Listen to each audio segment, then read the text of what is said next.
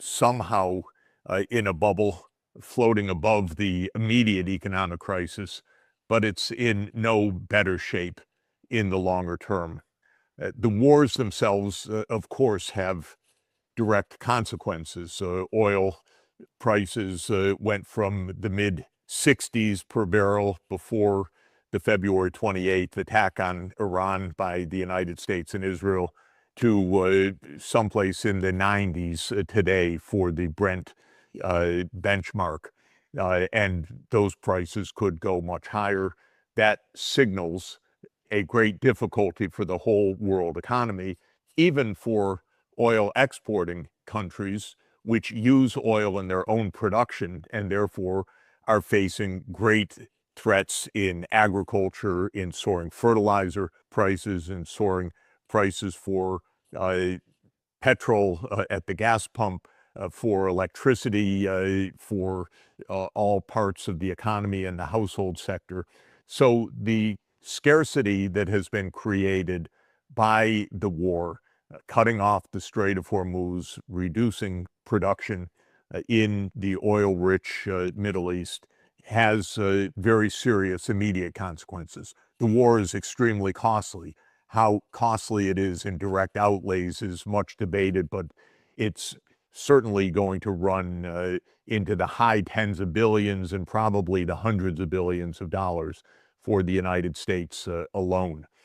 Not to mention the catastrophic damage that is being incurred in the fighting in the region. So the direct consequences of the war are very serious, but the mindset that I referred to, I think, is even more serious. The reason we're in these wars is basically because the United States and Europe are determined to maintain their hegemonic prerogatives. For centuries, the West, so-called, mainly the empires of Europe and from the late 19th century, the United States, judged that they effectively run the world. Mr. Bessent, our Treasury Secretary, who is a sheer vulgarian, the worst imaginable that we've ever had, basically says in the Financial Times today, we run the world, we determine who does what, we determine who trades, we will destroy whichever countries we want. That's the mindset. That mindset is at work in Ukraine.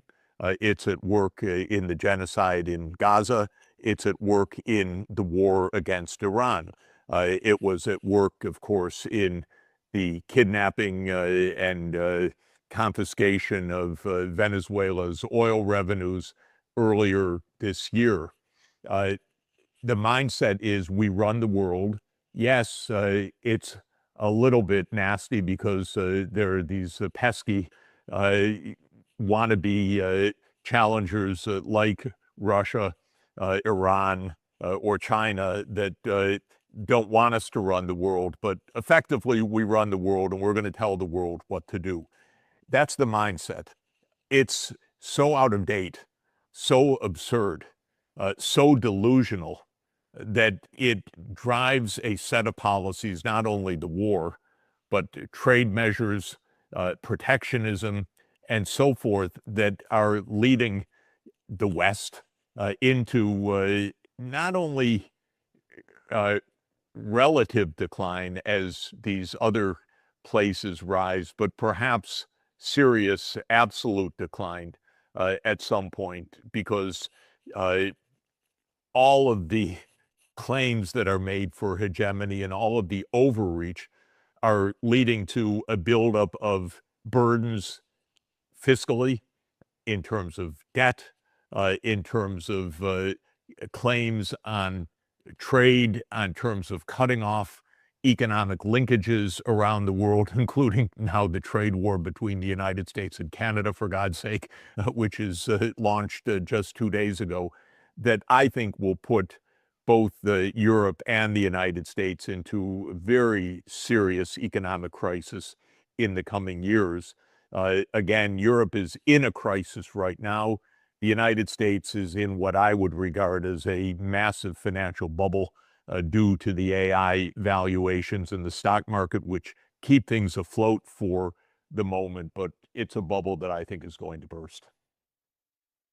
Well, it's kind of strange the commitment to this hegemonic mindset, as you say, because for so long the Europeans or the EU that is had the objective of pursuing strategic autonomy, that is, have more independence from the US. But you would think, with the rise of all these other centers of power, the EU has that possibility that it could diversify its foreign partnerships, as a path towards having more autonomy. But instead appears that they're quite panicked about the whole traditional relationship with the US falling apart, that there's no economic model, no geopolitical model. So many now look towards optimism for this military Keynesianism, and I guess they call it geopolitical EU. Do you see any future in this, or is it a temporary solution, or it's just, it is, again, I may often point out I'm a European. I find it very difficult to understand the strategic thinking. Europe is making the greatest blunders of all, although I think the blunder that it's making fundamentally is that that eventually the U.S. will come around, be its best friend, and that together they will ride off into the sunset as the world hegemon. So I think that Europe is dreaming of the past uh, with a crop of politicians who are uh, either those who were cultivated by the U.S. for decades, because it was very hard to rise in Europe as a truly independent voice for Europe, uh, or those who are, uh, like you say, just scared of the Russian bear, and so have thrown everything in their lot with the United States, even though the U.S. is now as much or more of an enemy of Europe in practical dealings as Russia would ever be, since Russia's actually a European power and has natural affinities to normal relations with Europe, if Europe would understand that. So Europe, I think we all puzzle. We've never seen a period of such incoherent and weak leadership. I puzzle because I know some of the leaders. I know Prime Minister of Norway for decades. I don't understand what he says or believes now for Norway's interest. It's all NATO from morning till night. It's all pro-Trump. It's all pro-United States. How can this be? Such an intelligent individual, someone that I've liked for a long time, but it makes no sense what is being said right now. In Poland, well, I know I dealt with Poland for a long time at an intensive level, helping them in their economic transformation in the 1990s. They're Russophobic to the core over several centuries. Yes, but get over it and understand your realities right now. The Baltics, even worse. What's the puzzle of Europe is, uh, frankly, the core of Europe. Uh, Germany has reverted to militarism. France is under the weakest and most incoherent leadership in modern times. Italy doesn't even act as a major strategic thinker in all of this. So there's no core in Europe that is guiding Europe in a sensible direction. The frontline states to Russia are just one and all purely Russophobic and have no sense of the wider world at all. And when it's true, when a brave politician stands up and uh, tries to say, could we get our act together, like Pedro Sanchez of Spain, whom I admire very much, immediately the U.S. deep state turns the screws on, and suddenly his wife is under investigation for corruption. His political advisors are suddenly under investigation. These are games. This is not some serious independent judicial process. These are games played by the American CIA, by the deep state, if you will, against politicians that step out of line. But the point is, Europe should understand this. It's 450 million people.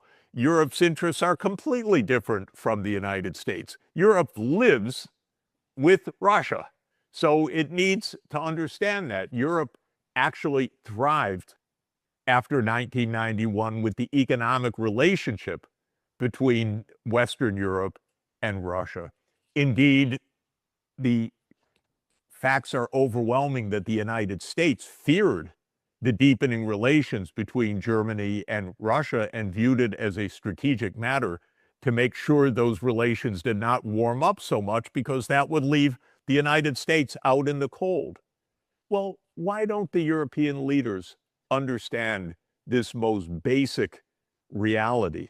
Why don't the European leaders understand the most basic reality that their home is actually in Eurasia, the giant landmass that connects them with China? And so to follow the US lead in some anti-China rant and rhetoric is absurd. Every leading European business understands that, but in Brussels, they don't. And the political leadership in Europe is incoherent. I understand my own country better. The United States is just throwing everything in to the ultimate failure of being the hegemon. The United States has bet on being the world's hegemon basically since the end of World War II. It felt at the end of the Cold War that it was confirmed in that role as the indisputable world leader. All of this was hubris to the nth degree. These people don't get out and actually see the world, understand what's happening. And certainly they had no understanding of China. It's just a remarkable civilization that rebounded after a little more than a century of imperial depredation, starting from Europe, the United States, and Japan. So they didn't understand China's recovery to its normal place in the world scene from a world historical perspective. And now they're flailing around. Hey, we're supposed to be number one. We're launching economic D-Day. We tell countries what to do. We bomb Iran to the Stone Age if we want. We do whatever we want. Well, these people are, sorry, they're so foolish. They're so ignorant that they're driving the United States in the longer term into the ditch or over the cliff the same way. So I kind of understand what's happening in the United States. It's just the delusion that came from an extraordinary arrogance, especially at the end of the Soviet period. Europe knew better. This is what's surprising to me. European leaders, if you canvass them in 2000 or 2005, or on the first day of the Bucharest NATO summit in 2008, they understood what was happening. The United States is trying to drive them into conflict with Russia. This isn't good for Europe. Europe wants Nord Stream. Europe wants the economic connections with Russia. They knew all of this. I knew these leaders. We talked about this. Now you don't hear a word about this. And if you say what I'm saying or what you say, we know. Oh, you're branded as a Putin apologist. You're branded as, somehow saying something bizarre. But what we say every day, Glenn, was said by Merkel up to the first day of the NATO Bucharest summit. This U.S. approach is going to lead us to war. Your prime minister today knew how dangerous this approach was back in 2008. They knew these things. I spoke to these leaders. They understood Europe was different from the United States. They thought the war in Iraq was a disaster made on propaganda and lies, which it was. So they could react. You could have French leaders saying, no, we're not going to do this. You could have German leaders saying, we're not going to do this.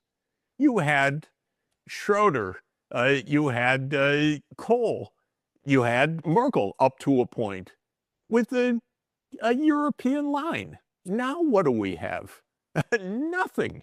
Incoherence.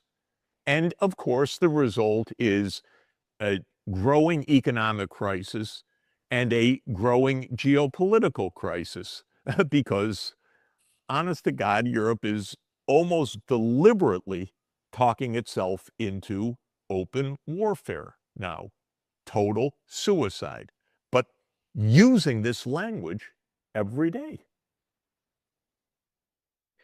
Yeah, I always find it interesting how they ended up with this shift because, as you said, what you're saying now was, well, common sense. You had the, remember up to 2008, as the WikiLeaks file showed as well, the French ambassador, German ambassador, they warned, well, this could push Ukraine into a civil war. This does not have support by the public. The Russians might intervene. I mean, yeah, for God's sake, the next U.S. CIA director Burns, he put this in writing why this would happen. So. And you heard the same rhetoric from the political leaders, that is, the state leaders, and suddenly now it's treated as crazy talk or again Russian propaganda. So it And is I would say the confusing. same with Iran. Of course, the European leaders knew in the early 2010s we can negotiate peacefully with Iran. The European leaders pressed for the Joint Comprehensive Plan of Action, the JCPOA, which became a treaty between Iran and the P5 countries of the Security Council plus Germany. And European leaders understood all of this. And they wanted the United States to engage in diplomacy. And they cheered Obama when he did so. What's incredible, Glenn, is that when the United States ripped up this agreement brazenly in 2018, the Europeans said nothing. The European leaders didn't say, what is the United States doing? We continue. Iran is in compliance with the International Atomic Energy Agency. This is unjustified. European leaders just went silent, bowing down to daddy, as Mark Rutte has immemorably called him now. In other words, the European leaders were absolutely unwilling to speak a word of the truth. And they have known the United States broke the agreements, not Iran. The JCPOA would have stopped what Iran said it didn't want anyway, but it would have stopped any potential towards nuclear arms, which by fatwa, Iran had already ruled out and did not want to create a mess in its own region with that. And the European leaders knew that. But when the United States reverted to this attempt to crush Iran, first economically, then by bombs, and then in the economic D-Day launched today by Bessent, where are the European leaders? Where's one of them, other than Pedro Sanchez, saying to the United States, are you kidding? Are you kidding? Not one of them. So these are not even leaders.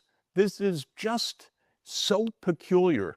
But I'll tell you one thing that's interesting. If readers look at the Financial Times today, if they can one way or another get behind the paywall to look at Scott Bessent's absurd column, if you look at the comment section of the Financial Times, it's quite stunning.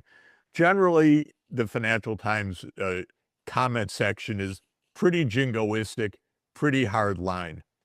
This day, it is mockery of the United States, mockery of Bessent, mockery of the economic D-Day. It's not even saying it's wrong or it's misguided or there's a different approach. It's just sheer mockery.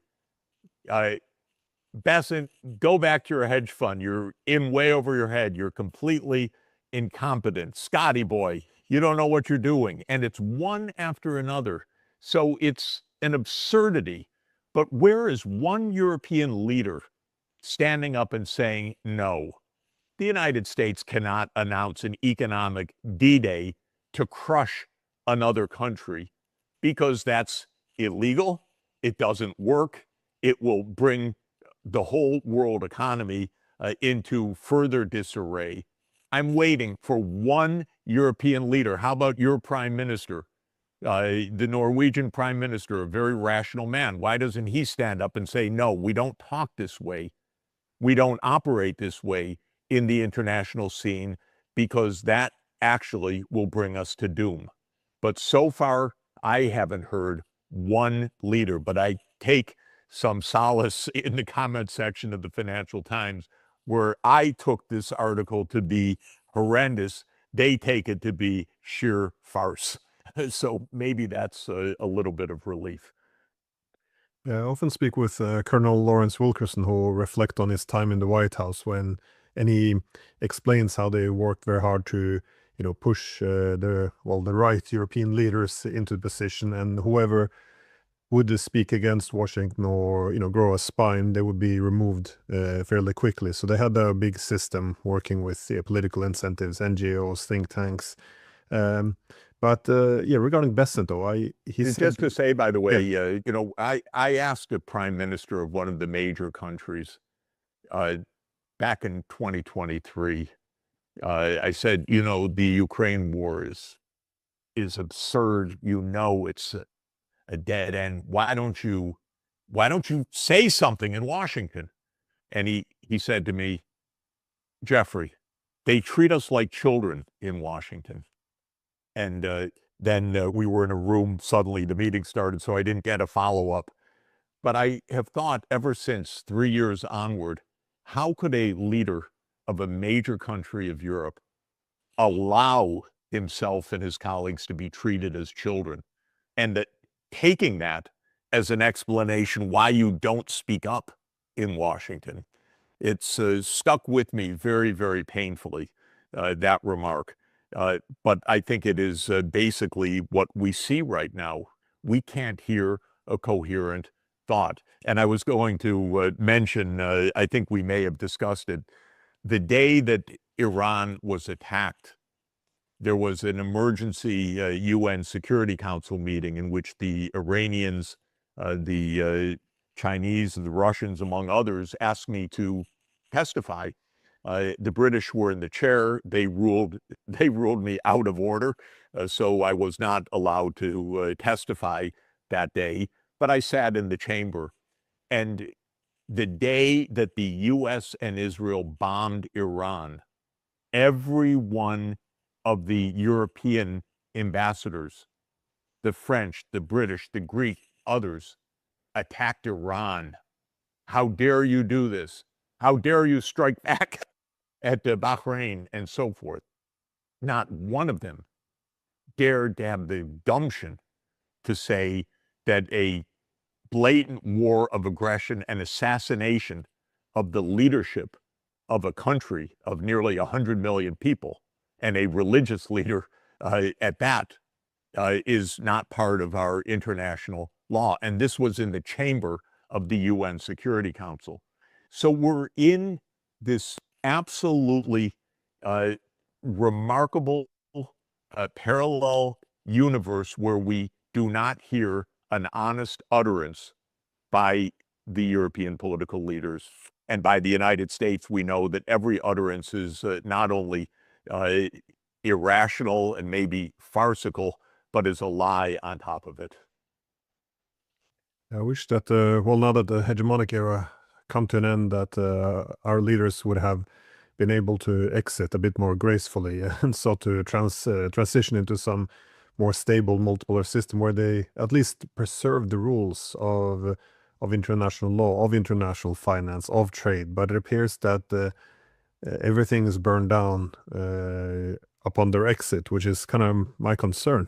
But I think, yeah. though, that it's very interesting because there are several ways that things can unfold.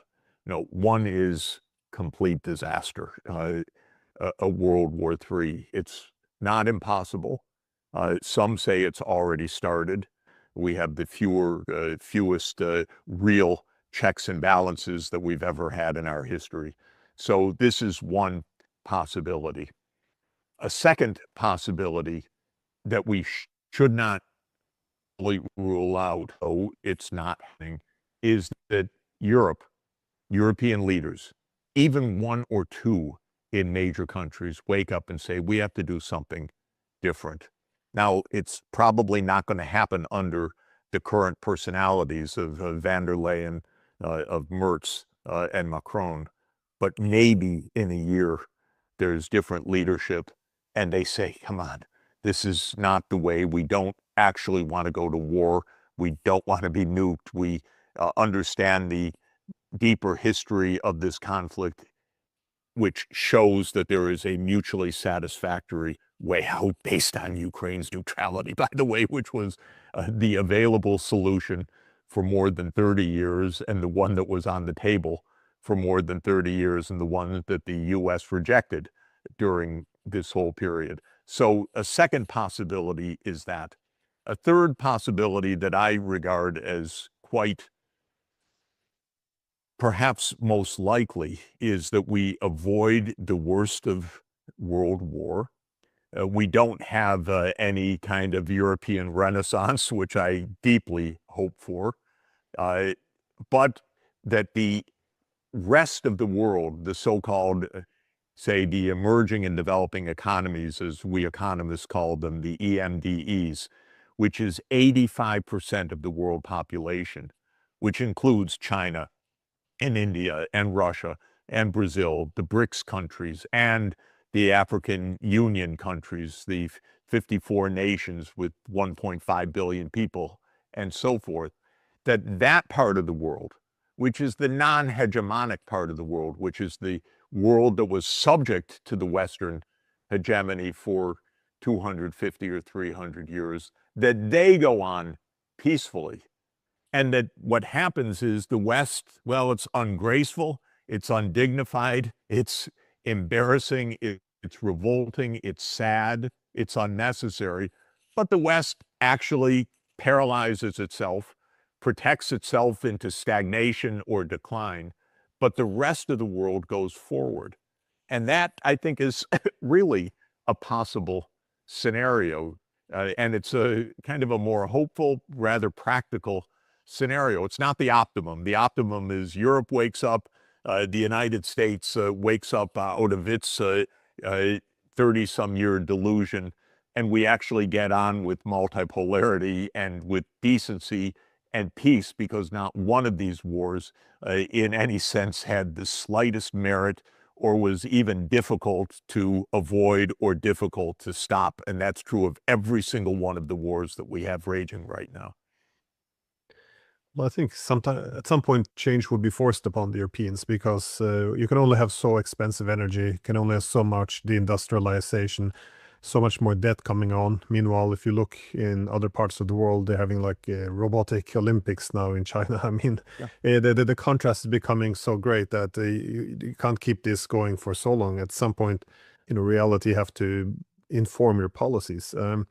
I want to ask about Bessent, though, because you mentioned him before. He recently stated that he can't understand why oil prices are going up. He made this comment after Trump announced this, economic D-Day against Iran, which would essentially shut down all energy in that part of the world, and also his response to the $40 trillion debt the U.S. is now in is not cutting the cost, but the U.S. will grow its way out of this. It doesn't give a lot of room for confidence, or competency for that matters. But I was wondering, where do you see all of this headed now? Because you can say higher oil prices, the U.S. can make some more money, but if the Gulf states are going into deep problems, or any other allies, and they have to start selling U.S. bonds, things can go south very, very quickly. And that made me think about what Trump said, that he said, how would you intervene in the bond market? And he included the military as an instrument. I really wanted to know what he meant by this. And I was just, where's this going? Because I feel like things are being put into motion, which are beyond their control now. Yeah. First, with Bessent. Bessent is a hedge fund manager whose claim to fame was the attack on the British pound. He is not in any remote way qualified to be the guide of a $30 trillion economy. He shows no interest whatsoever and no knowledge whatsoever of the U.S. economy, certainly of the real economy, where people work, how they live, what the economic needs are. He is by far the weakest Secretary of Treasury in modern history. He's there as an enforcer. He's kind of a gangster mentality to enforce Trump's thuggery. His main rhetoric since becoming Treasury Secretary is which economies he will destroy, how to make an economic D-Day, how to break the Iranian currency, how to crash the Venezuelan economy. He's an enforcer, a kind of gangster. He may know a little bit about that, but I don't see any awareness, knowledge, and I may emphasize interest in the actual American economy, jobs, productivity, well-being of the American people, cost of living, or anything like that. So he's what he is, a gangster in a gangster administration. And as I say, at least he's become an object of mirth and derision in the financial community. If you read the comments of the Financial Times today, not of fear and trembling, not of indignation or support, but of derision. Nothing else than that. It's one derisive comment after another. Now, when it comes to the more general situation of the U.S. in all of this, I think there are several underlying realities that we should just keep in mind to try to add up the overall picture.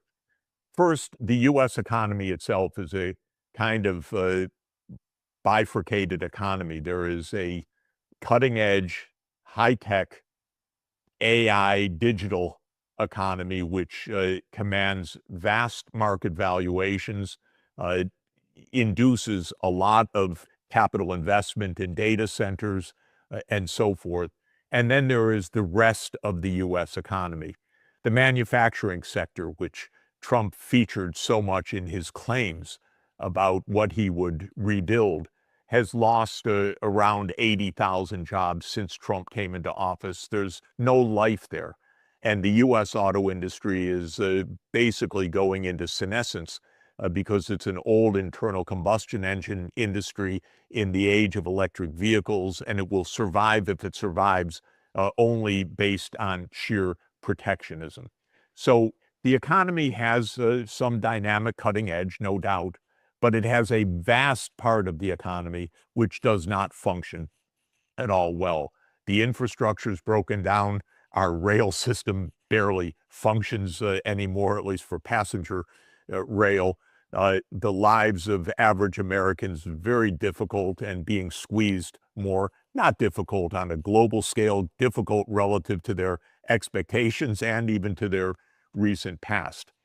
Nothing, zero, that the Trump administration is doing has any positive bearing on any of that reality for the majority of Americans. That's number one. Second, fiscal policy. We have been in the era of tax cuts since the 1980s.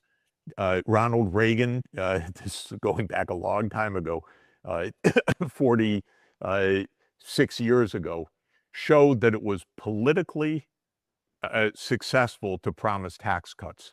Since that time, both parties have basically been on a tax cut binge, and this has led to a U.S. debt, which is now $40 trillion, is now well above 100% of GDP. The part of that that's publicly owned rather than intragovernmental is at about 100% of GDP, and the interest costs are rising because interest rates are rising. Third reality, the rest of the world understands this, so they are diversifying out of the US dollar and out of dollar foreign exchange reserves. Our interest rates are rising. Our 30-year bond rates, which have reached about 5.3 percentage points, is now at a high for the last 20 years, and those interest rates will continue to rise. Final point, the stock market has soared in the last 10 years, basically on the AI valuations, the so-called Magnificent Seven. The US stock market valuation is around 240% of US GDP. That's not impossible if the US were to have super fast future growth and huge profits and all the rest, but it is historically completely out of line with any kind of historical norm. To my mind, it adds up to a mega financial bubble. I add one more point. This massive AI valuation, which is like the dot-com bubble that we had before and other bubbles that we had before, is not only so out of line with historical norms, but is predicated on the idea that it's America's Magnificent Seven that will rule the world. Whereas I was just in China 2 weeks ago. Sorry, boys, but China is matching you and advancing you in most areas and doing it open source and undercutting you. And there was a story yesterday about how Anthropic, with its excellent version 5 models, can't get customers now because they're turning to free open weight Chinese models. So all of this, Glenn, to my mind, points to a massive financial revaluation sometime in the next few years. A very serious one, a very serious retrenchment.